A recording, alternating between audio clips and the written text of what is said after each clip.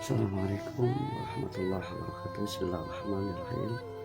Ya ilahi anta maksud wa ridha kamatullah adimi mahabbatah biqurbik wa bi nafsik wa bi ma'rifatik wal karam wal hidayah wa syafa'an rahmatika ya arhamar.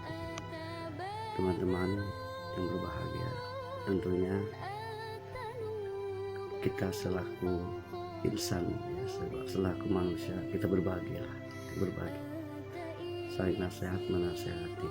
Mudah-mudahan apa yang akan saya sampaikan pada saat ini dapat berkenan di hati teman-teman semuanya.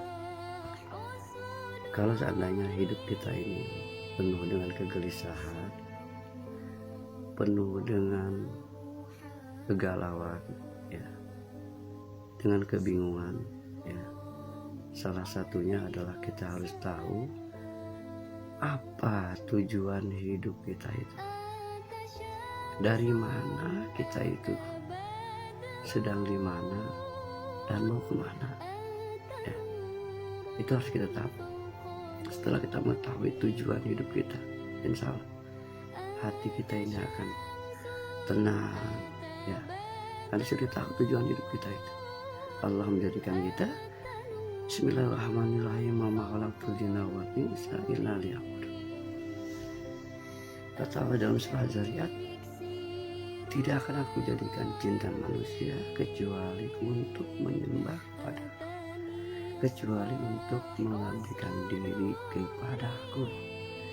Dari semenjak zaman Nabi Adam alaihissalam sampai zaman umatnya Kangjeng Rasul di akhir zaman, Allah ciptakan manusia tujuannya adalah untuk beribadah. Itu yang pertama. Jadi kalau kita resah, gelisah, galau, salah satunya kita harus tahu tujuan hidup kita itu apa. Ya, setelah kita tahu tujuan hidup kita, maka perbanyaklah istighfar kepada Allah. Ya, Rasulullah SAW, beliau sudah dijamin masuk surga, tapi beliau istighfar dalam sehari semalam 24 jam itu 100 kali. 100 kali beliau itu. Astagfirullahaladzim, astagfirullahaladzim, astagfirullahaladzim, wa atubu ilaih.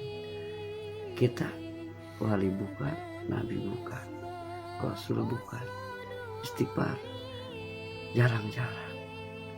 Habis sholat langsung kita angkat kaki, bekerja terus seperti itu setiap hari. Jadi sholat kita tidak bermakna. Jadi habis sholat berbanyak istighfar dulu, ya. Istighfar, astagfirullahaladzim, ya Allah, ampunilah dosa-dosaku, ya Allah, aku telah banyak melupakanmu, ya Allah, sedangkan tujuan hidupku adalah untuk menyembah kepadamu, ya. Jadi itu yang pertama, perbanyaklah istighfar. Kemudian yang kedua, bangunlah tengah malam, ya, ketika manusia-manusia yang lain sedang terlelap tidur, terbuai dengan mimpinya, kita bangunlah. Sujudlah kepada Allah walaupun hanya 2 rakaat, tapi istiqomah setiap hari kita bangun, setiap malam, ya, kita adukan semua permasalahan hidup kita hanya kepada Allah, ya, menangislah kepada Allah. Ketika kita sujud, serahkan semuanya kepada Allah, ya. Ya Allah, Engkau adalah Tuhan yang Maha Agung, Maha Rahman dan Rahim. Hanya belas kasihan-Mu, ya Allah, yang aku rindukan detik dan saat ini. Jadi ketika kita sujud kepada Allah, kita itu komunikasi, berdoa. Kalau kata anak sekarang, ngobrol. Jadi sholat itu doa, ya, bukan hanya sekedar melaksanakan kewajiban, tapi doa, pertemuan seorang hamba dengan yang menciptakan. Ketika sujud, berlama-lamalah ketika sujud itu, ya, pujilah Allah agar Allah tambah dekat kepada kita. Itu yang pertama. Dan yang kedua, kemudian setelah istighfar, setelah kita sholat malam, perbanyaklah bersedekah, ya, karena sedekah itu akan menarik rezeki yang lain untuk kehidupan kita. Orang sedekah itu tidak akan miskin, ya, sedekah itu akan memperbanyak jalan rezeki, ya, dan akan menjadikan tolak bala untuk keluarga kita. Bersedekah sesuai dengan kemampuan kita, dengan keikhlasan kita. Dan kemudian setelah kita tahu tujuan hidup, banyak bangun malam setiap malam, istighfar. Yang keempat, kemudian perbanyaklah zikir, ya, zikir kepada Allah, banyak-banyaklah mengingat nama Allah. Bagaimana cara? Setiap desahan napas kita iringi dengan asma Allah, ya, sesuai dengan selera kita. Apa kita mau bertasbih subhanallah, subhanallah, subhanallah, subhanallah, monggo. Apa kita mau membaca kalimat tauhid la ilaha illallah, la ilaha illallah, atau kita ingin memperbanyak asmaul husna, ya Ghafur, ya Rahim, ya Ghafur, ya Rahim. Terus setiap desahan napas kita itu kita berzikir kepada Allah di dalam hati, ya. Fajkurullah qiyaman wa qu'udan wa ala junubikum, ya.